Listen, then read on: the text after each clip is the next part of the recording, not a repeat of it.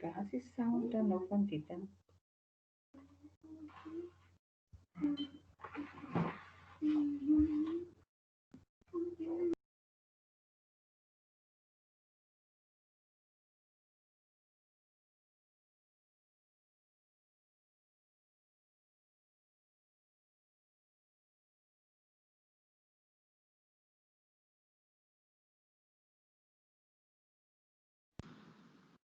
Jan, can you hear me?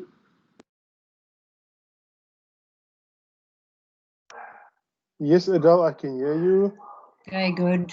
I'm just waiting for 2 more minutes or so, a few more minutes. Okay, thank you. Before we start. But are we recording? Yes. Okay. It's fine. Okay. Just let it run. Okay.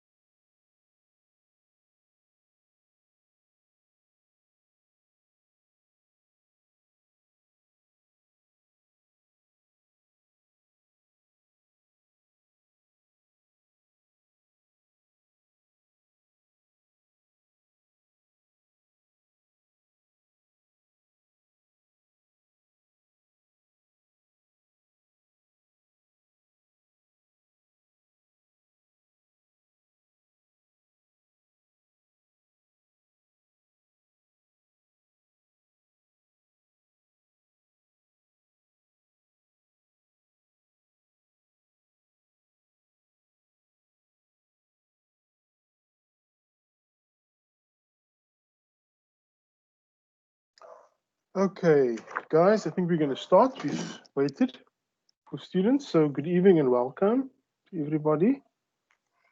What we can do is we can continue from where we stopped last week, and let's just refresh our memories. Where did we stop last week? Who can recall where we stopped?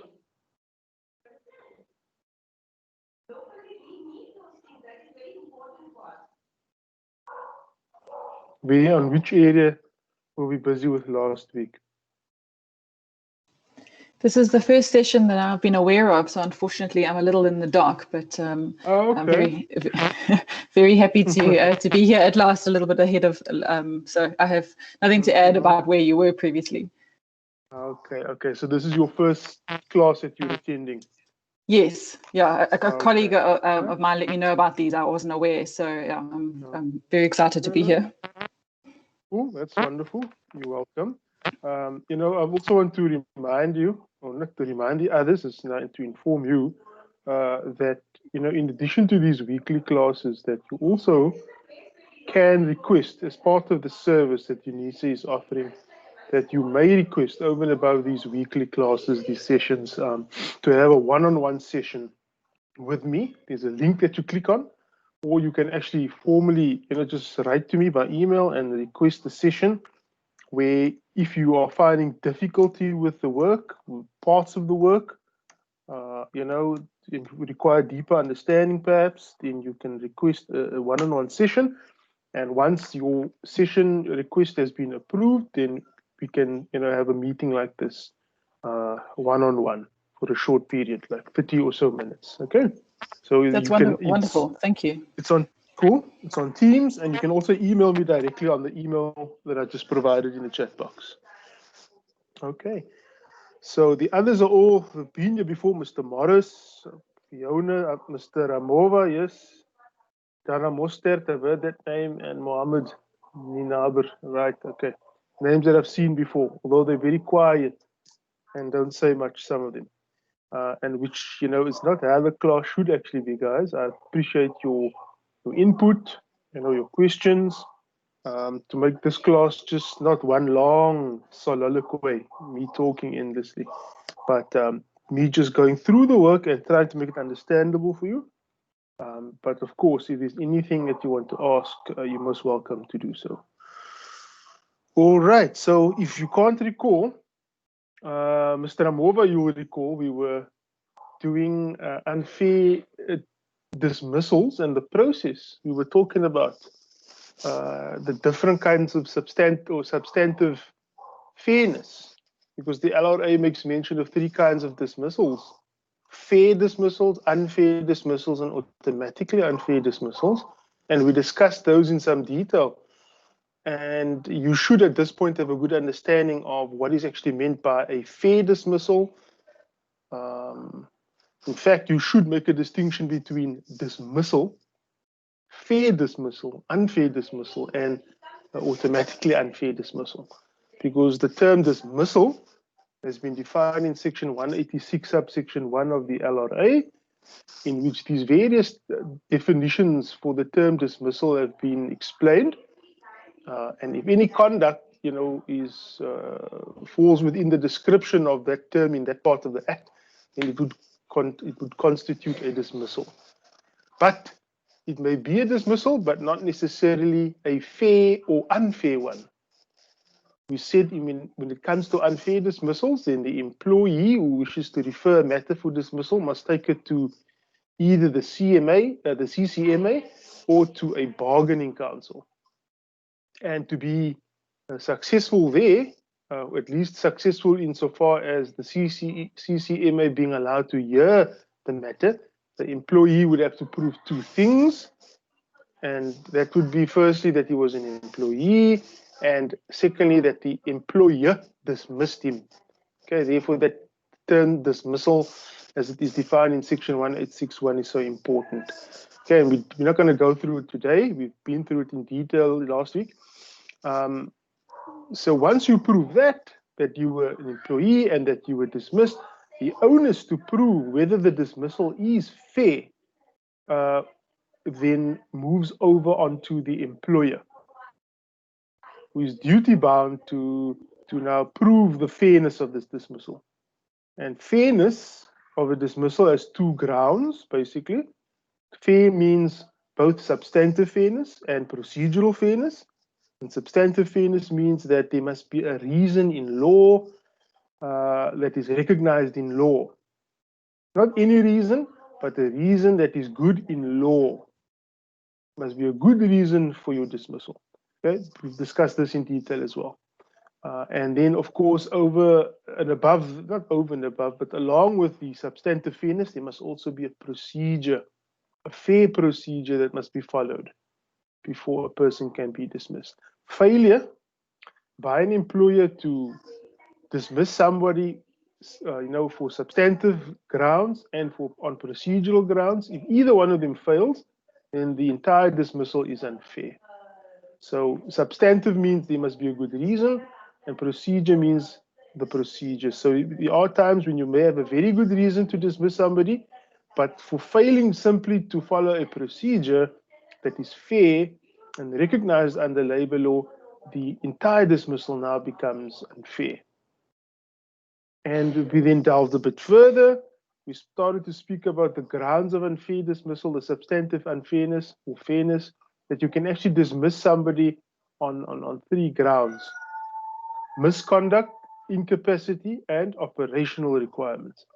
And we spent a good part of last week discussing misconduct, what misconduct is. Okay, so when we speak of substantive fairness, it means that the employer must show that he dismissed you on one of those grounds. You either committed misconduct, it was either through incapacity or operational requirements. Okay, and we went into detail about misconduct. We're not going to repeat it here, but the onus to prove that the dismissal was fair remains on the employer. And misconduct means any rule. Then there's those 4 questions that have to be asked by any arbitrator or any labor court judge who happens to, if the matter were to go from there, be taken there. When considering misconduct, if this question ever comes before it, who can recall what are the 4 questions you need to ask yourself as the arbitrator? What will they be asking to decide whether certain conduct on the part of the employee constitutes misconduct?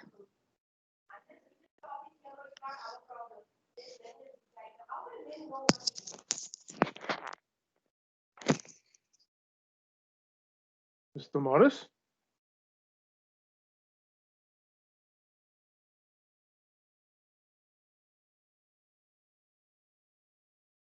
Anybody? Misconduct is basically a rule that you break in the law, in the workplace. Okay? An employer should, and in fact needs to have a policy in which he sets out, or they set out, what is acceptable conduct in the workplace.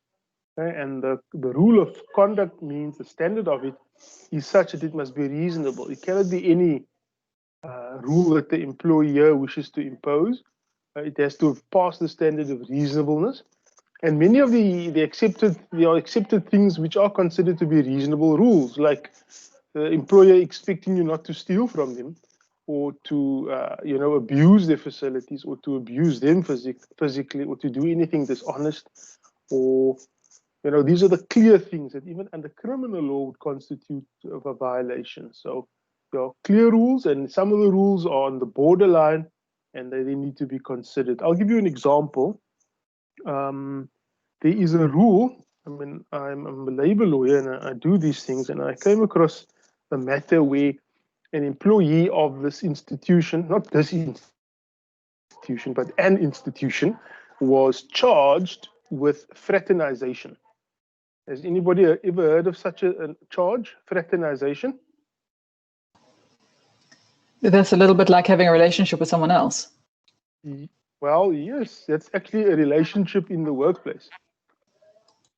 Right, so who's that? Can't answer now, still driving. Okay, no worries, Mr. Morris. So fraternization, is where there is a relationship of an intimate nature between people at work, where there shouldn't be one. And this institution was actually an educational, tertiary educational institution. And one of the people employed at the institution became involved with a student, a young woman at a campus. And there were rules when the employer, signed his employment contract. There's a clause there saying that this is one of our rules. You shouldn't do this. It's just one of the rules. So he was charged. They were involved. The disciplinary hearing was held.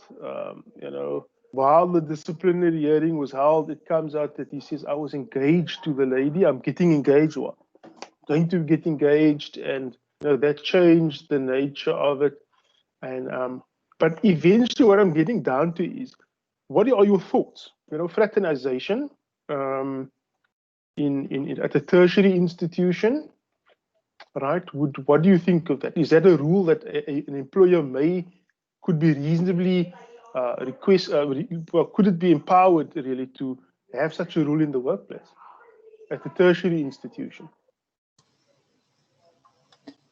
I think it depends on the type of company, but at a tertiary education, isn't there a little, I don't know what the right term is, but a professor or lecturer and student is, isn't there almost like a duty of care that I can't think of the word now, a little bit, a teacher and a 15-year-old student, I know is a different legal ramification, but, there's a, gosh, I can't think of the word now, but I don't think it's totally unreasonable, given that the type of relationship that they have. So, this was the typical arguments that came out by the employee at the end of the day. It wasn't an older man, it was like a younger man, and there may have been a difference of 7 or something years between himself and this 18 or 20-year-old student. And the chairman of the arbitration, where it eventually went to, felt the same way, that such a rule shouldn't actually, he didn't believe that it was reasonable to have such a rule in place, at this level. And I acted for the institution, and the institution was of the view that no, it's not proper to allow these kinds of things. It's not good in the workplace. It's still younger students. Of course, as you mentioned, if this were to happen at schools, like high schools, where students are minors and are under 18, of course, it's even criminal. But now here's a good example of how the reasonableness of something can be, challenged. Okay, the normal standard is that when there's a rule in your disciplinary code, the employees are required to follow them. Okay, but it doesn't mean that the employee cannot challenge the reasonableness of it. Okay, so when you agree to sign up, sign your employment contract, then the code, the disciplinary code, and the rules of the workplace are given to you. You should be aware of it, and you agree that you will be bound by it. But at the end of the day, it is about the reasonableness of it, as has happened in this particular example. Okay, there were times, and it just shows you how morals change, how ideas and what is acceptable or not changes over time. There were times in the workplace, decades ago, where becoming pregnant in the workplace was considered to be, something dismissible if it wasn't within, like in a marriage relationship or something. But nowadays, what would happen to a female if she were to become pregnant in the workplace, and the employer would have a rule that said, well, because you became pregnant now, you'll have to go, or when you go on maternity leave, that's it, your job will be gone. Is there any relief for a person in a situation like that, a woman in a situation like that? Goodness, hopefully. But yes, okay, the Constitution states there's no discrimination based on race, religion, gender, etc., etc. So that's got to be included in that. Yeah, broadly speaking, yes. Broadly speaking, yes. But though, of course, there is. What do the others feel? I think I may have mentioned this before. Fiona Goliath, Mr. Ramova, what do you think? A woman, there's a rule in the workplace that if you were to become pregnant, then, once you take your maternity leave, that's it, you can't come back. Thank you, Prof. I understand I don't, it was happening maybe in the olden days, but nowadays I don't think that you can do it like that. Right. Correct. You see, the thing is the BCEA, the LRA, and why I was asking this question, guys, is because we've went through this before. Section 18, firstly, in terms of the BCEA, a woman is permitted up to 4 months maternity leave. Right? So she's entitled to that. Some employers, they know, you cannot actually discriminate against a woman on that ground. But if this ever were to happen, it carries, heavy consequences for an employer who does a thing like this. Doesn't Section 187 make pregnancy or any reason related to a woman's pregnancy an automatically unfair dismissal? Yes, it does. So we did do this before, guys. So remember that in anything that, where a woman is being prejudiced or is dismissed afterwards because of her pregnancy or any reason related to it or her intended pregnancy.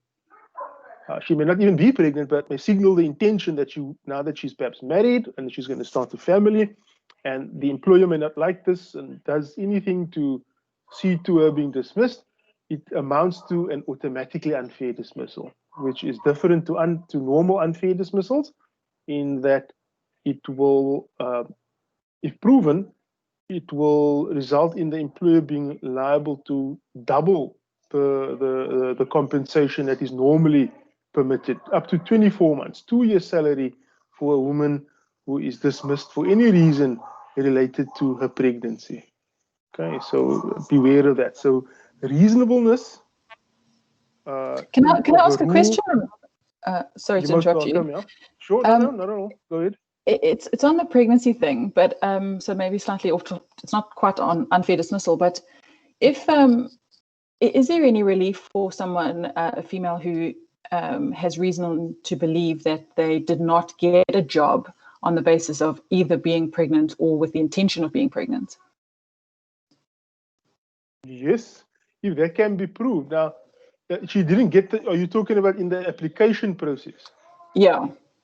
Yeah, right. So now that will can fall either under, it will fall under unlawful discrimination matters under the Employment Equity Act, where although it's hard to prove, you would have to prove that this was the intention now, where you are either discriminated against either on the grounds that you're a woman.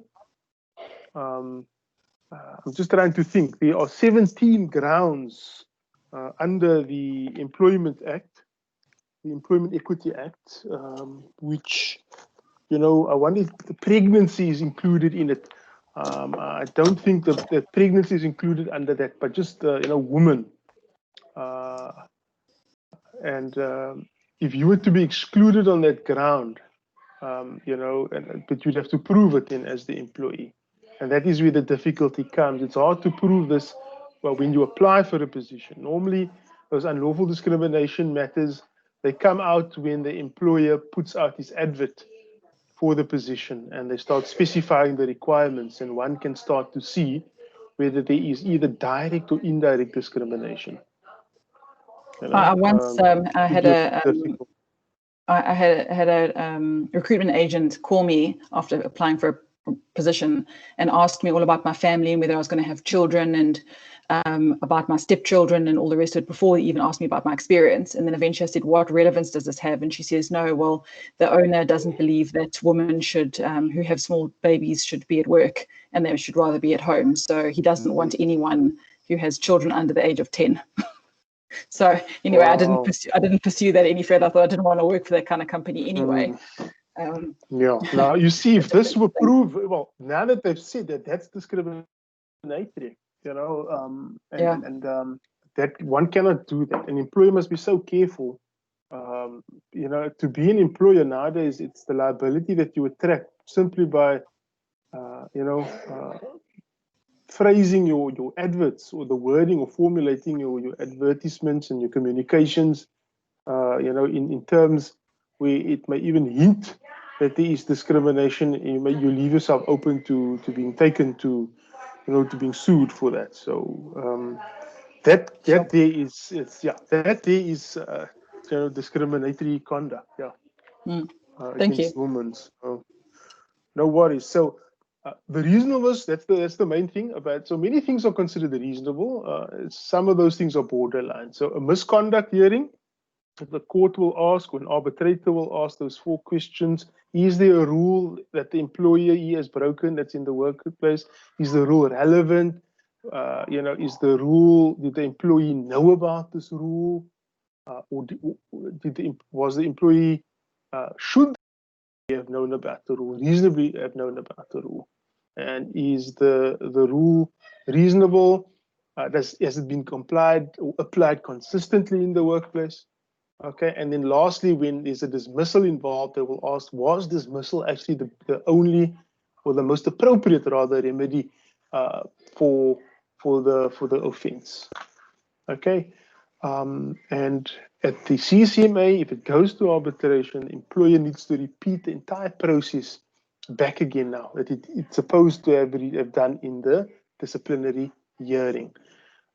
If you didn't do it properly, you now have a chance to show that you did it well, I can't say that. You should have done it properly as the employer.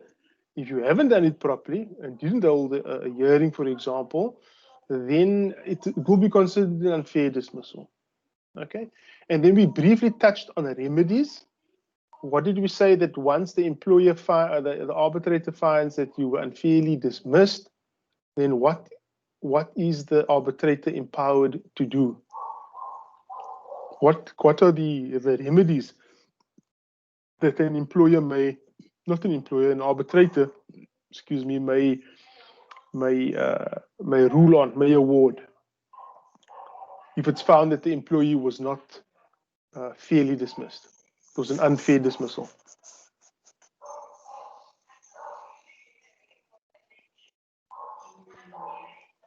Right, so we speak of compensation up to 12 months as a maximum, that an employee can, and an arbitrator may award.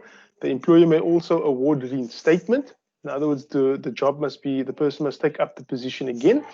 In fact, that is the first remedy that the arbitrator must actually, give. The only time that the arbitrator cannot make such a ruling of reinstatement is if both the employee and or the employer do not wish this. So an employee may say, I do not wish to go back and work for him. Or the employer may say, well, I don't want this person to work for me again. And in that case, if the relationship is broken down like that, then the arbitrator should rather award more compensation. Okay? And what did we say? That if at arbitration, what can a party that has lost at arbitration do?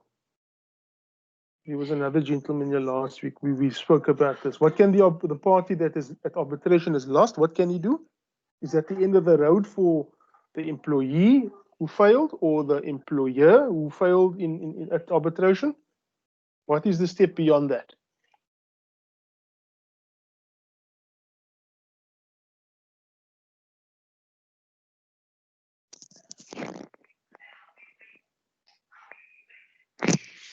Yes, you can't. Can you appeal a CCMA award of an arbitrator or a bargaining council award of an arbitrator? Can it be taken on appeal? No, you cannot appeal, but it can be reviewed. That's it, Mr. Morris. Very good. You see, the thing is, there's been like such changes in the last few years. What has happened was, and this is very important, and you must be able to distinguish between an appeal and a review process. Those of you who have done civil procedure will know what this is about. An appeal is where you take issue with the findings, in the sense that you believe that the arbitrator has made a mistake on the facts or the law, okay, on applying the law.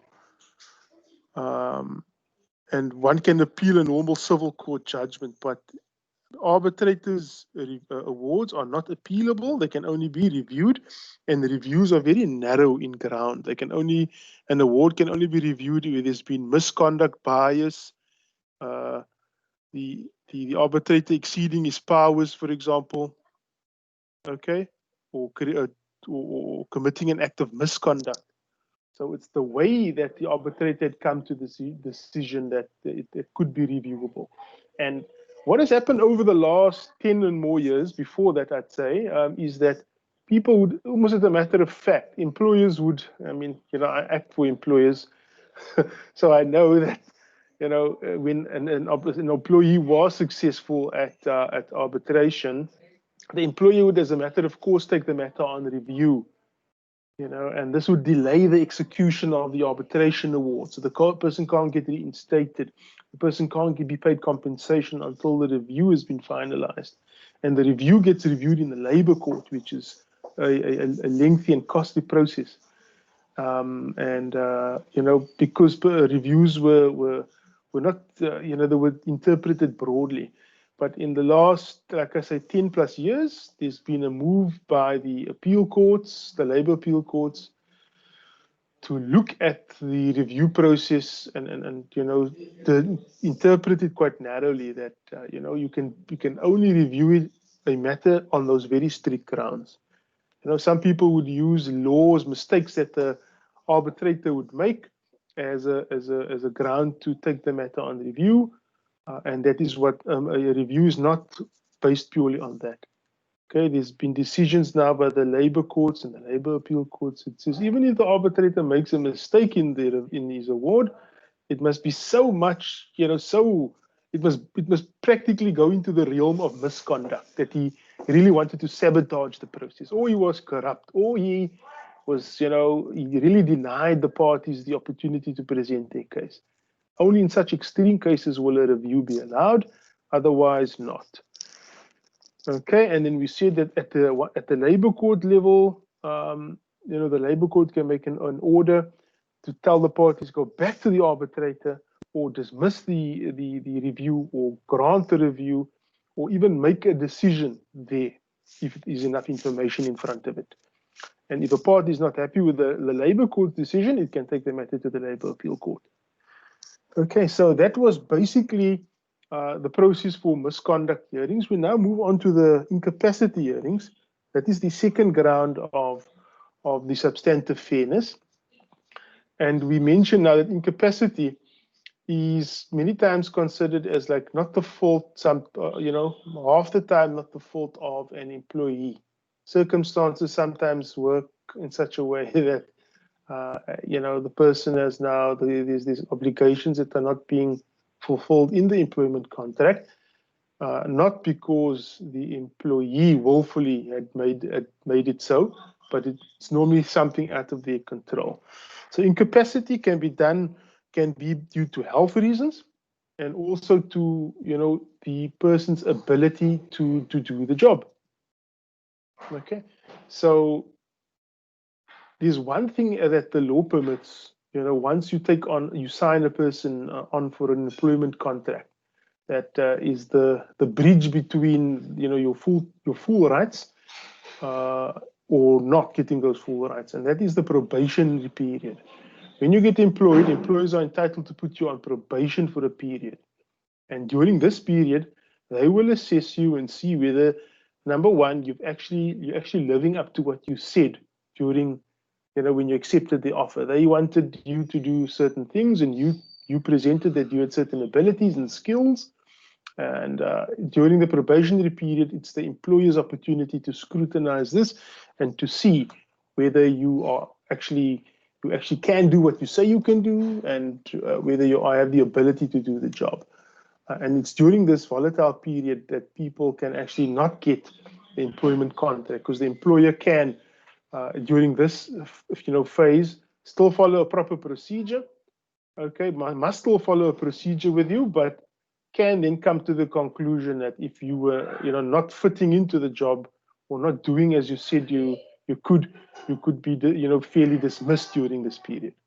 Okay, so this is the one chance the employer will get, to basically have the, some kind of advantage over the employee.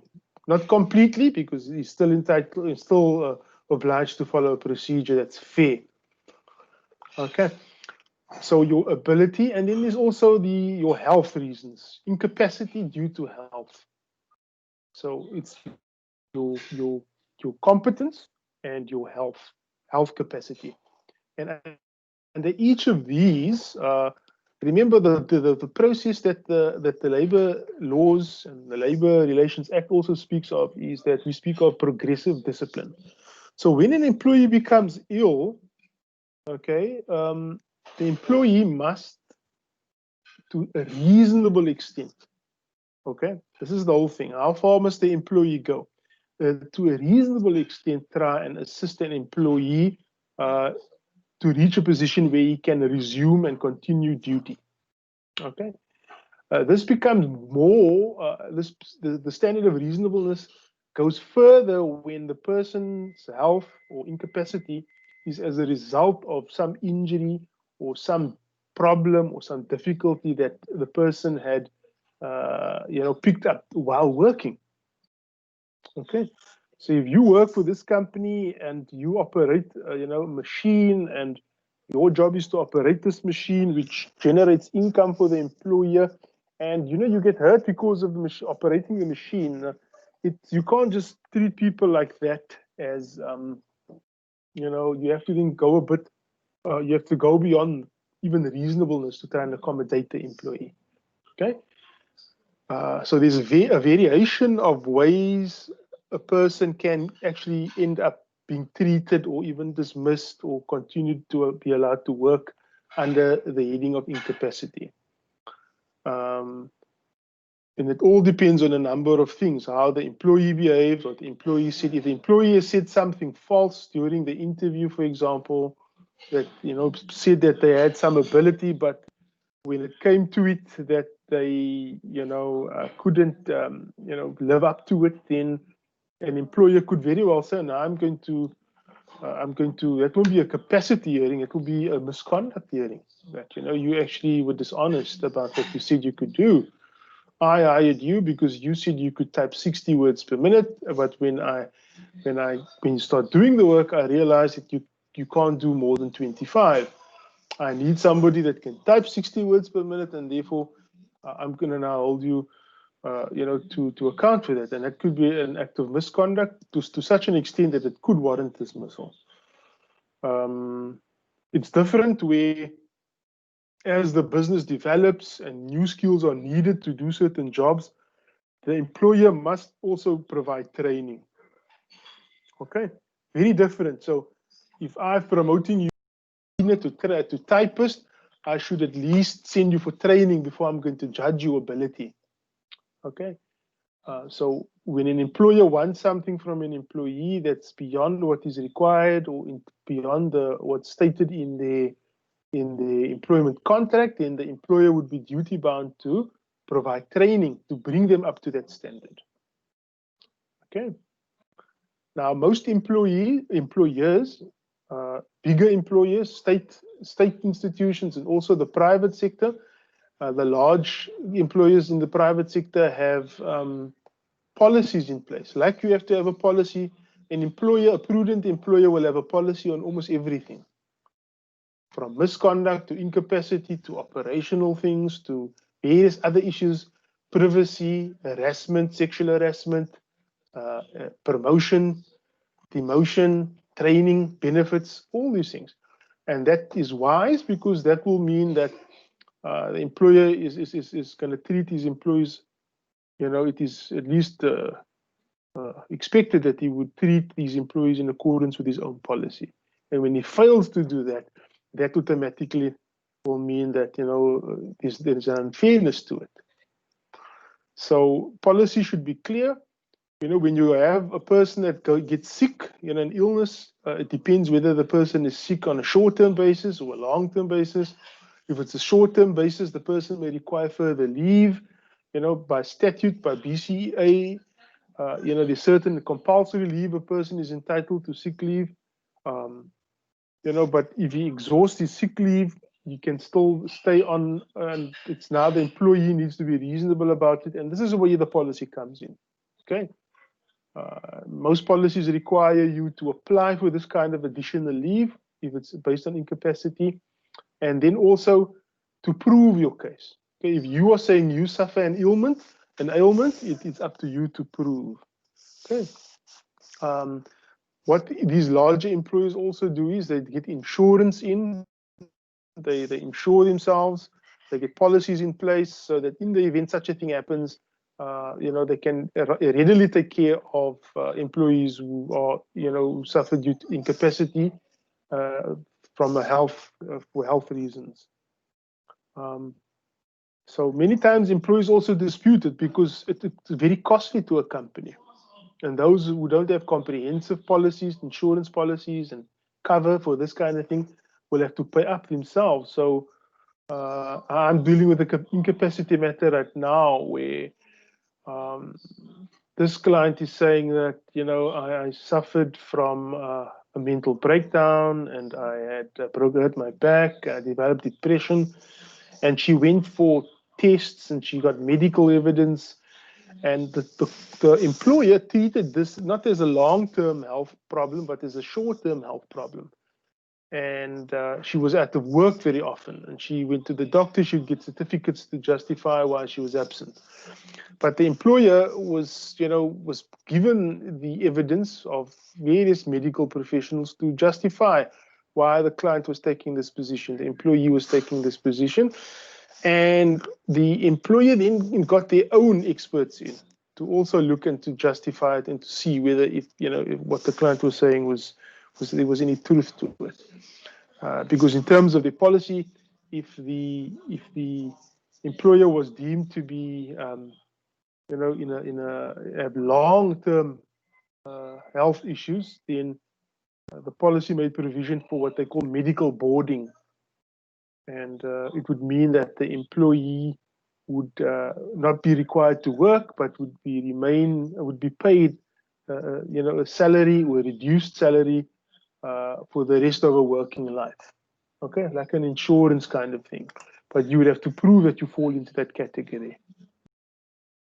Okay, so where I'm at in with this particular thing, it's interesting because there's doctors giving and medical experts giving contradicting medical advice and medical opinions on the condition of the employee. So we're going to see how that points out. The employer is threatening the employee that you better come back to work. If you don't come back to work, then we are going to hold a disciplinary hearing, and we're also going to seek a repayment of all the monies we've been paying you this past year. Okay, we've been paying you your salary every month while the outcome of this incapacity hearing is being finalized. And we're going to be seeking that. So it's got some consequences for this person. And she now needs to be very careful. If she's not careful, she could end up not being able to prove her incapacity and to get the medical benefits that she wants. And the employer could very well actually get their way. They're entitled to claim back salary from you if you were not able to prove that you were justifiably incapacitated. Okay, so it would be, I'm just trying to look for something here, guys. A mail, some letter.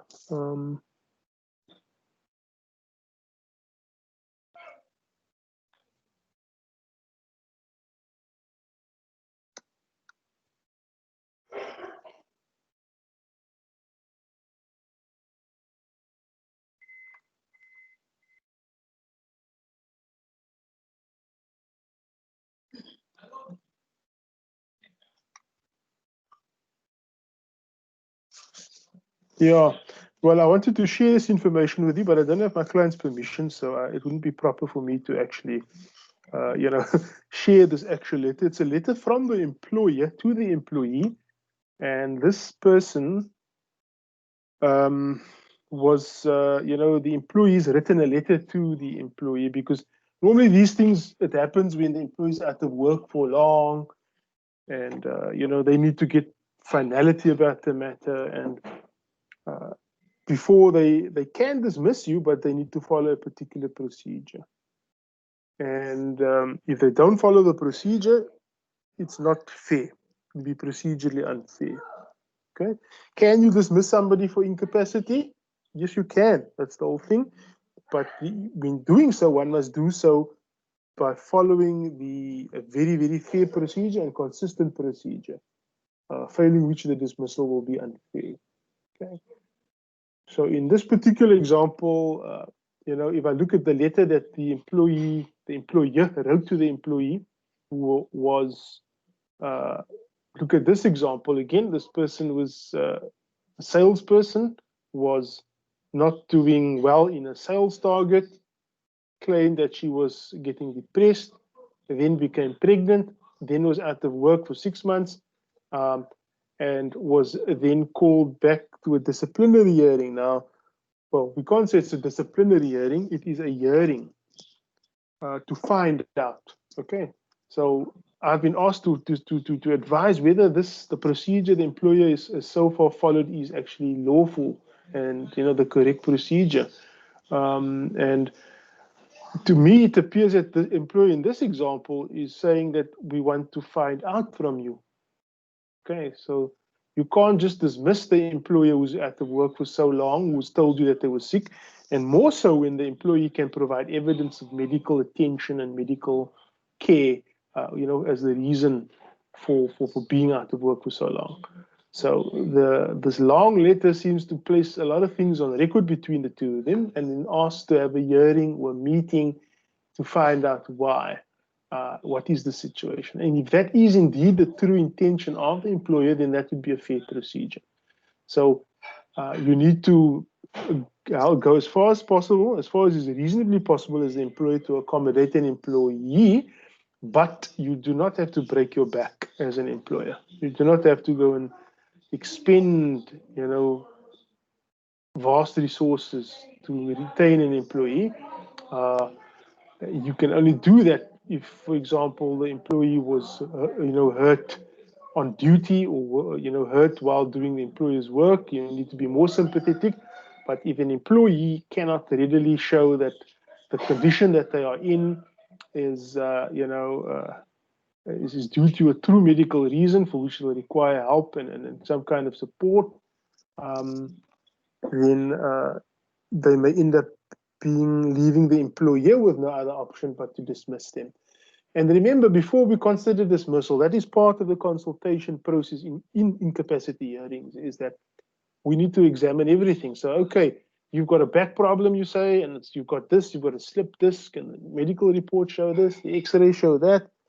Very well, so we can keep you on, then we'll do something now. We can keep you on, but we'll give you a less strenuous job. Okay, but you'll still be required to work. So all these kinds of things can be, canvassed between the parties to come to some kind of way to, avoid the ultimate path of dismissal. Okay, and if an employee and the employer can't reach such a point after really now, consulting and looking at other options, then the employer can finally then say, well, you're going to have to be dismissed because we can't either afford you or, you're unable to do the job, and then dismissal may be effected under those circumstances. Are there any questions, guys?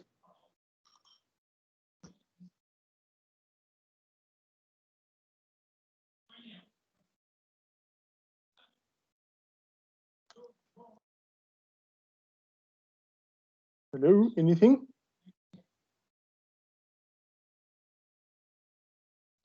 No question, thank you. It was very clear. Okay.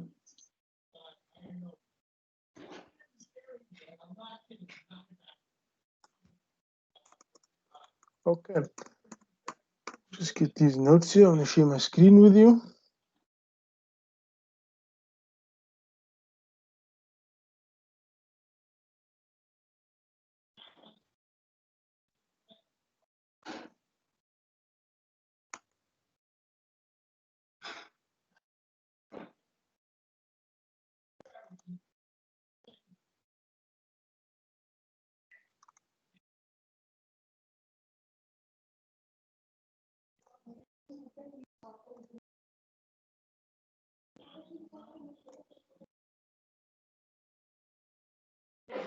Okay, hands up if you can see my screen that I've shared with you. Yes, it's loaded. Thank you. Okay, everybody else see it? No, unfortunately, I can't see the screen. Okay, there we go.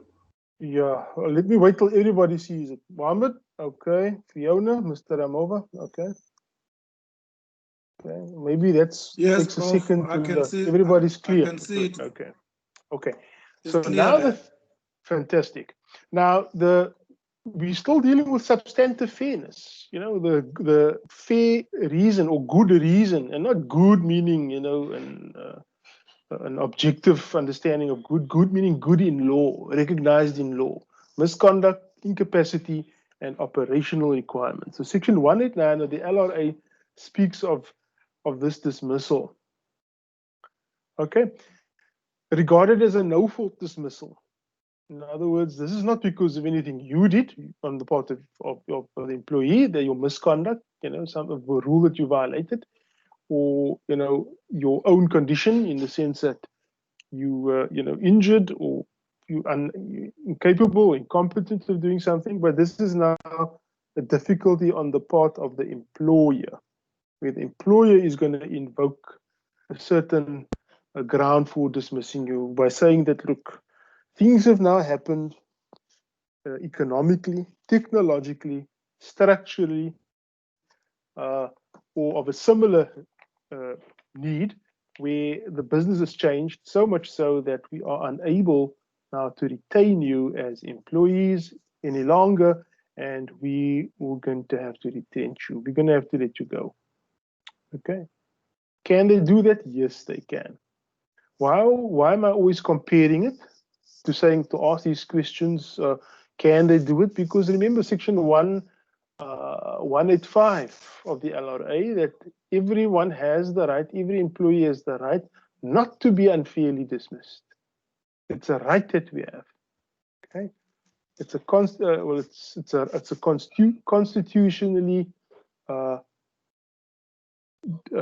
constitutionally protected, well, not directly from the Constitution, but through the LRA. It's constitutionally, insulated, so to speak, favorably spoken of by the Constitution as that right, which we all, under our broader labor rights that we have. So this, an employer is able to do.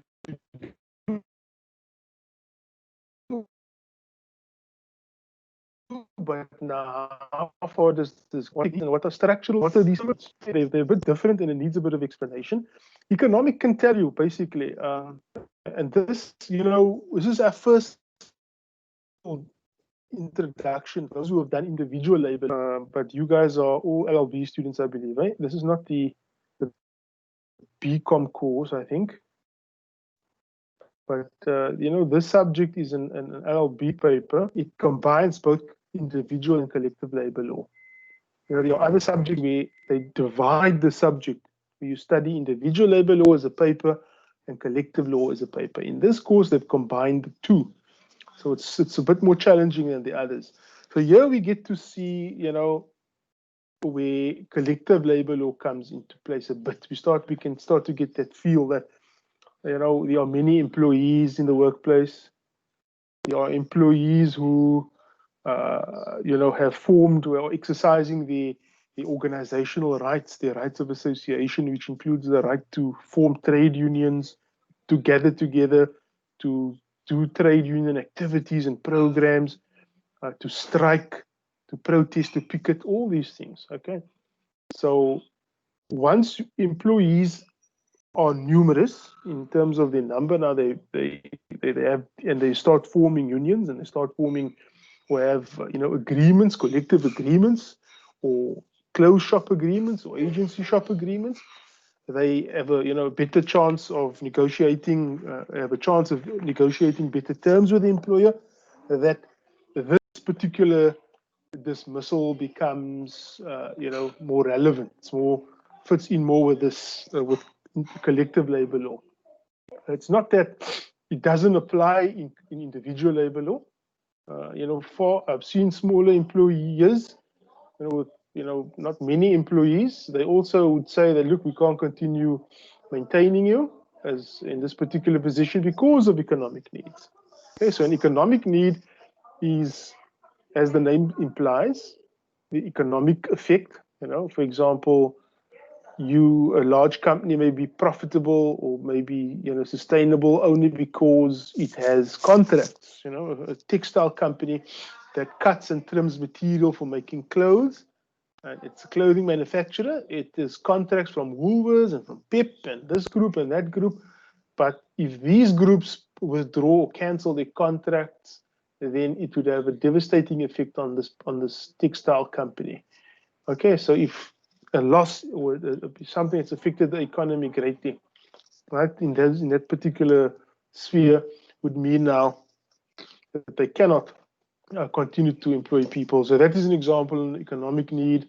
A technological need is that some change in technology as well, or where workers, it makes better financial sense for the company not to keep people in place rather than they could replace people. Okay, or something is now come about, for example, Kodak, to give you an example.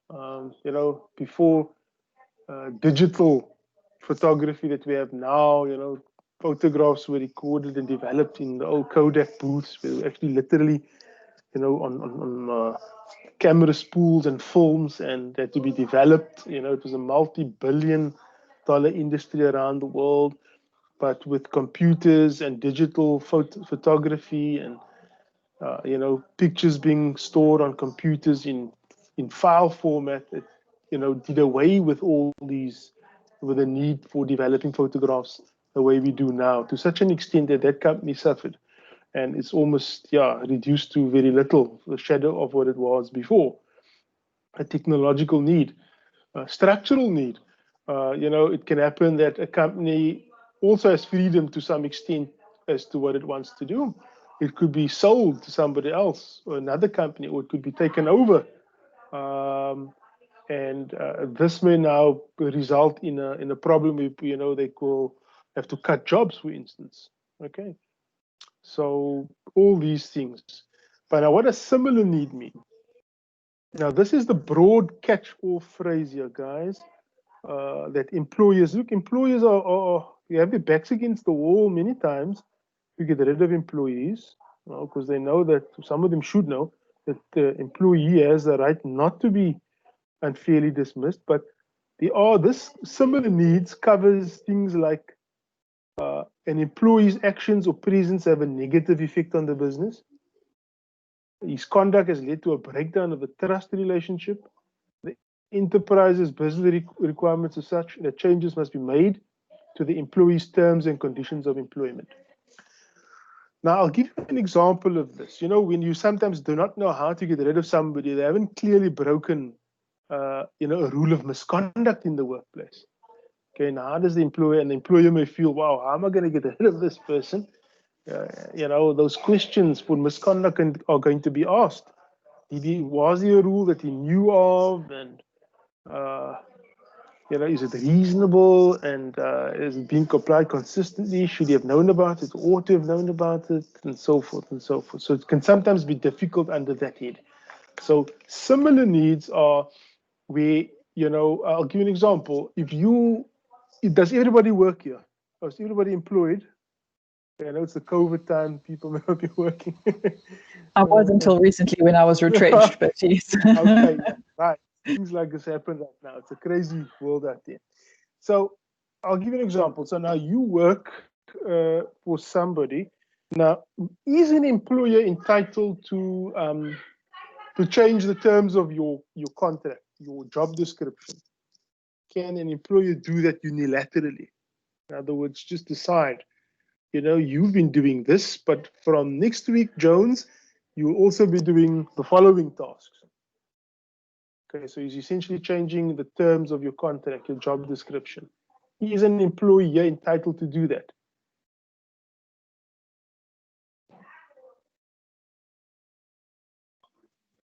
Mr. Ramova. Prof, no, I understand is the employer is not allowed to change the contract of the employee. Because when you sign the contract is for a particular period, maybe it can for 3 years or 5 years. Yes and no. An employer can't do that, Mr. Mover. Yes, not arbitrarily. In other words, just sit there and decide you'll change it. Right? Number one, it has nothing to do with terms, basically, how long. Okay?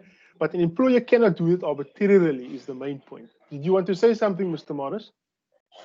I think the employer can do it, but there must be discussion between the employer and the employee. Yeah, there must be active engagement. Yes, but yes, there must be engagement. To what end? For what purpose? Why are we having the discussion? What does the employer hope to do, hope to achieve? Perhaps get the employees buy-in. He wants agreement, yes. Yeah. Right, that is what he's trying to do. Now my question comes, no, you do not want to agree. Now what? What can the employer not do? The employer sees, well, I can't force it on the person. The person hasn't broken, has he committed an act of misconduct? Can't really do that now against him. Let me just add on to this example. You had been working in your workplace, and for some reason there's no restraint of trade agreement or restraint of trade clause in your contract, and the employer now wants you to have that. He wants an addendum to the contract. He says, look, I want you to sign a contract of employment now. This clause to be added. I'm not going to change your terms, in that way. Like to change your job description, extra duties. But I want you to agree to this, that here's a restraint of trade clause. You will not compete with me if you should leave me for a year, and you may not go work with my competition for up to a year within 100 kilometers of the city of Cape Town.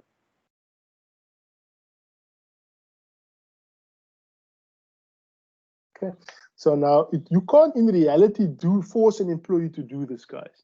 All right, but if the employee, after you have discussed it with him, and an employee refuses, you can, under similar needs now, say, well, look, the business needs that, and it must be legitimate. It must be shown that, look, I need my trade secrets and my protectable interest that I have, my business secrets, to be protected, so that this person who's now in this position, needs to I need to have that assurance that he's not going to be using my work secrets or going to compete with me unlawfully.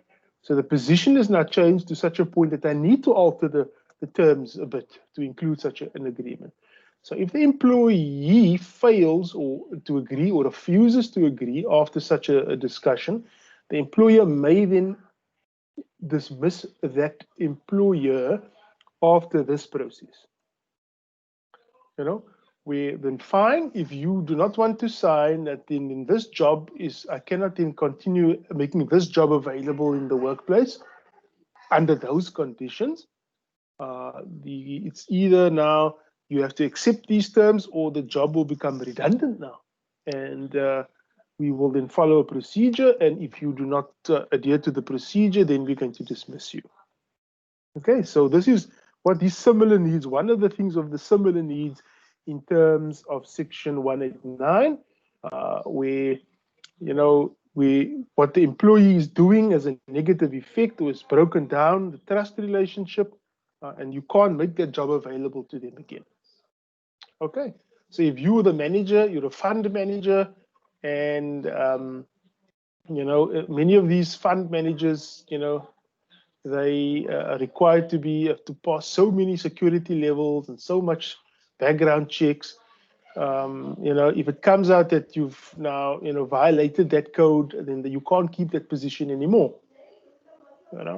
And they would then have to dismiss you, on that ground. If you're a financial advisor and you commit a crime that involves now dishonesty, and The employer can answer, well, you've not done that. It wasn't in the course and scope of employment, but we can't have our advisors with these kinds of records. Okay, and in this way, the employer could, invoking this process, start to make your position redundant and ultimately dismiss you.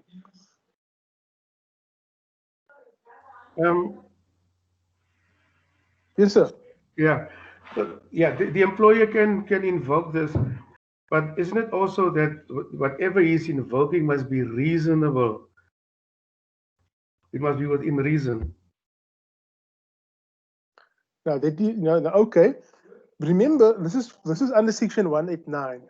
So reasonableness must take into account now economic, technological, and structural, right? So reasonable, yes, but if for example, if I gave you the example of now wanting workers to have restraint of trade clauses in their contracts, right? And ultimately, the arbitrator at the CCMA will be the one to decide this, or the judge at the labor court if it were to go there. But it is implied, Mr. Morris, that when you are saying that, look, I need to save the company, the bigger interest of the company, the company will suffer a greater prejudice financially if this isn't changed, that would be considered as reasonable. But reasonableness is a requirement, yes. It cannot be irrational. It cannot be, against those things. There must be some kind of rational basis for it. Okay. So unless you want to explain what you further mean by reasonableness, but No, reasonableness. Thanks.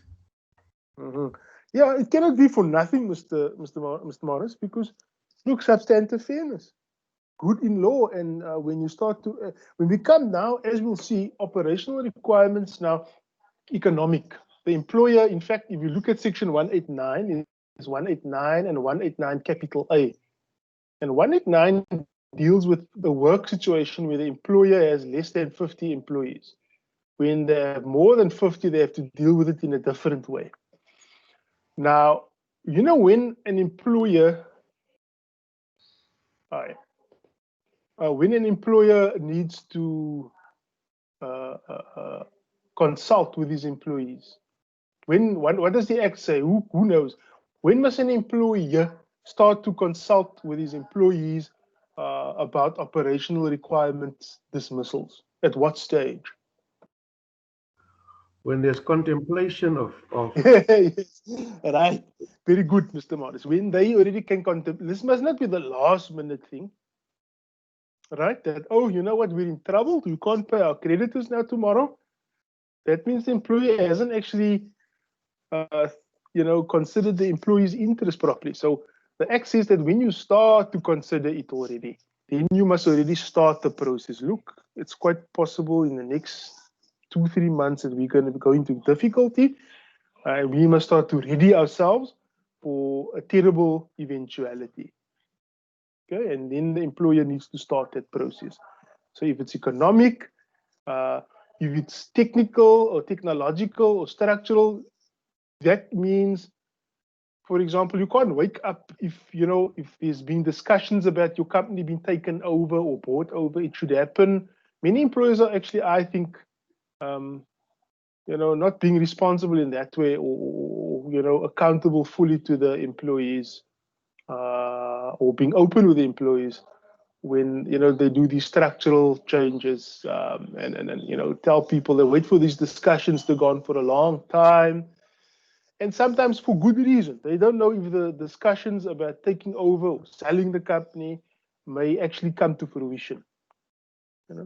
So you also can't make promises or say things that you don't know anything about. But the minute you sense trouble, and you can see trouble at least, and you should start to consider the process of 189. Okay. Now, who knows what are organizational rights in the context of collective labor law? What are organizational rights, and who gets them? Who may acquire organization? What are organizational rights, and who can acquire them?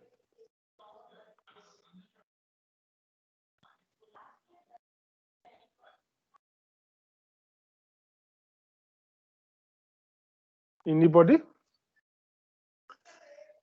Right. Now this is under collective labor law, and the organizational rights are those rights that once the employers have exercised their rights of freedom of association and they come together and they form groups. And the flagship group is to actually have a union. Okay, that's actually the second level. The first level, the best, is you have a registered trade union. And now you get all the organizational rights.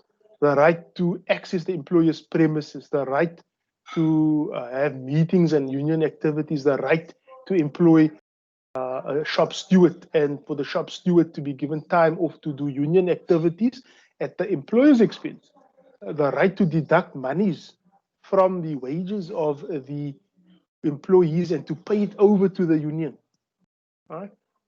For the subscriptions. And lastly, there is also the right to disclosure of information. Okay, the union is entitled to that, which is a very important right in the context of a 189 dismissal.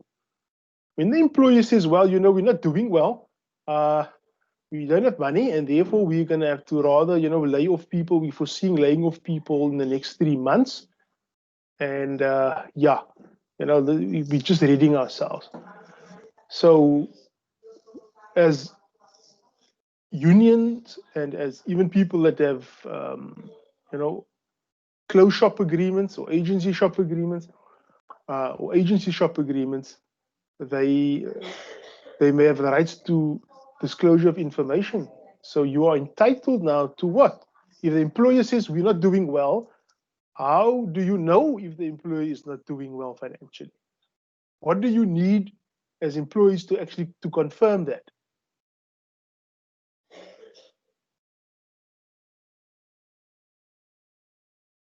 And if somebody says the company is not doing well, guys, that's what they say. Yeah. You want to see the financials. That's it, Mr. Marcus. You want to see that, don't you? You want to see, are you really not doing well? And sometimes employees sometimes, think them to be not informed and to be, that unfortunate situation in the workplace. But employees can actually tell if you're working for a large concern, you actually, doing work, and you can, if it's a manufacturing plant, you can actually start to figure out, okay, what, we're producing cement or we're producing units of something for so long, for so many years, and this is what we make. So you can, roughly work out what we shouldn't be not doing well. We should be okay. So why are they saying we're not doing well? Let us see the financials. And under the LRA, a trade union, a majority trade union, is entitled to that. Okay. To disclosure of certain relevant information, which includes, and relevant in this case would mean the information that the employer relies upon to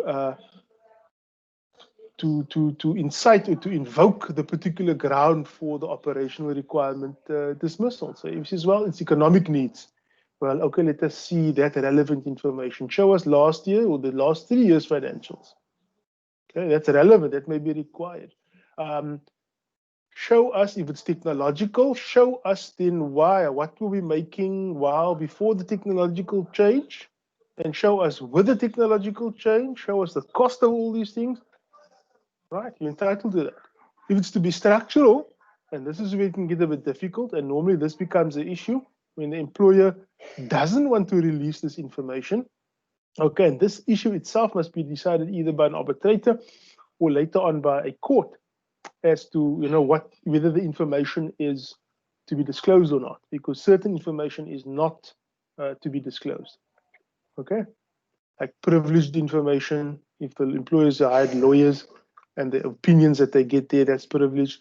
If it's irrelevant, if it is something information the employer doesn't have, okay? So it's a very powerful right that the employees have against an employer who now starts using these grounds for dismissal. I'll give you a good example of this. Who's ever heard of a man called Arthur Brown?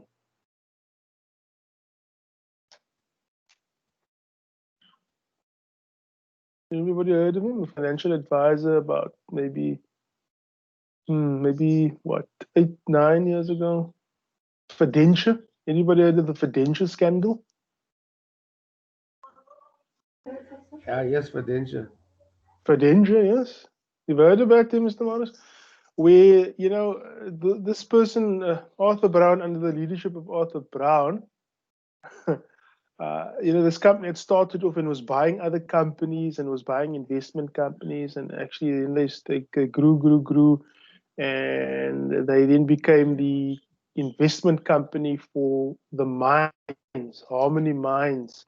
Harmony Mines, which is a big listed mining company, and the employees are members of funds that invest their pension funds and invest parts of their salaries, in funds like compensation funds, in case they get hurt in mine accidents, or if they die, then the families can claim from that fund. And we're talking like billions of rands. And it so happened that this gentleman orchestrated things that, he convinced this company to hand over the money so that they could apparently invest it on their behalf. And, to something like 3 billion. And it was squandered within a year, even perhaps less, under the leadership of Mr. Arthur Brown. And people were claiming, people were fighting, people were arguing about this, and they invoked this right, disclosure of information. And when this information came to light, all these criminal activities was hidden. But for the right of disclosure of information, they would not have known about it until perhaps much later. And it is when they realized this that they could stop what he was doing and take action. So during this time, when you request information, I can actually see, the extent of your employer's either weakness or strength to proceed with such a thing.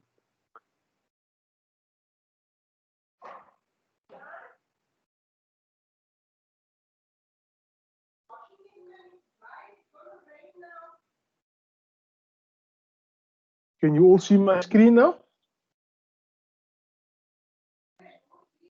Yes.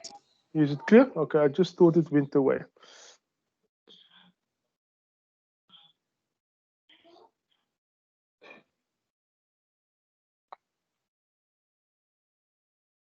Now let us look here closely. The substantive part of operational requirements, it must be for operational requirements as defined in the LRA. All right, we've gone through that. It must be a real reason and not a cover up for something else. The reason on which the decision is based must actually exist. Can't be contingent or non-existent or subject to something else happening. It must be justifiable and based on rational grounds. The objective test must be applied when determining the rationality of the reason. There must have been proper consideration of alternatives. In other words, the employer must have applied its mind and be able to give reasons why there was no other alternative to dismissal. And the employer must be able to show that the dismissal was a measure of last resort. Okay? And they must all be fair and objective. So the purpose of this is, guys, that at the heart of it, before we go into all the particular, further discuss those listed reasons there, what an employer must really do is that he must explore all other options other than dismissal before invoking dismissal. Okay? So what kind of options could you explore under operational requirements? You need to consult broadly with your staff. Okay, and tell them, look, what can we do? Okay, we've lost this, and you must be able to prove it and show it. Now, employers don't like to play open cards with employees, especially now in this COVID period, So you should be playing open cards, but you must show your employees that, look, what can we do? Let's discuss it. We've got 200 staff and we can afford to only keep perhaps 100 going. But if we cut the time of everybody, then we can save 100 jobs in the work time, the work hours. You know, if we then give people short time, or we give people seasonal work, any other option that is agreeable to everybody, to try and leave dismissal as the last option. And ultimately, after you've looked at all options, and discussed it like this with your employees, that you still come to the conclusion that there's no other reason or no other option but to dismiss, then you dismiss. And what principle do you apply at that stage? Who will be dismissed now amongst the employees? Do we put numbers in a hat or names in a hat and then pull out, okay, Jones, you off. Parker, you also off. How does it work? Yeah, maybe we would look at a fair process of maybe looking at LIFO LIFO, yeah. LIFO, yes. Yeah. LIFO is it's like basically, ultimately, if it's too difficult to decide, they work on LIFO. Can you tell us what's LIFO, Mr. Morris? Last in, first out. There you go. Last in, first out. And LIFO, yeah, the LRA, and then sort of seen in case law also is what they've gone along with. That the person that has been there the longest is normally the last to be dismissed, to be given the sack. And not the person has been there the longest. Okay, so if you were there the shortest, you were last in, the latest in. To employment will be the first to go. Okay.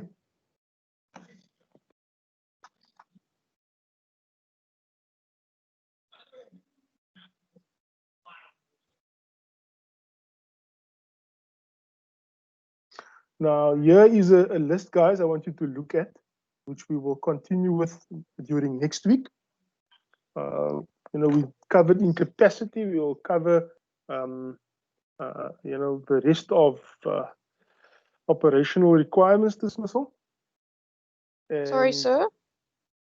1 second. Sorry? Yeah. Is there a lecture next? Is there a lecture next week as we start our exam Thursday already? Oh, you starting Thursday. exams Thursday? Mm. Yes, I'll Well, as label far all as is it, eh? is When are on you Thursday, writing? 11. Okay. Now I would tell you guys, seeing it is so close to the exam, so it will be after you write the exam, eh? Yes. Is there any possibility, obviously only if it suits you, if we could maybe have a lecture on Wednesday evening? We can do that. And look, guys, I don't think I'm making myself clear. We can do that. We can try and fit in something for sure. But there's also the individual one-on-one consultation option that you can use. You can email me. And in the email, you must basically just say what area you have difficulty with.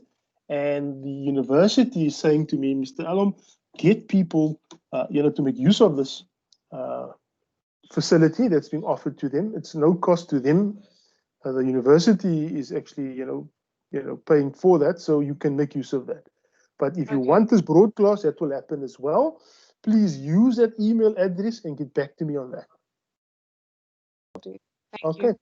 You say, just to confirm, your exam is next week. What time? 11:15 we start on Thursday. On the Thursday. So, I Yes. see. So, yeah. Okay. All right, guys, I expect you to communicate with me on the email, and we can set up even more than one of those sessions before then. Okay? Sorry, sir.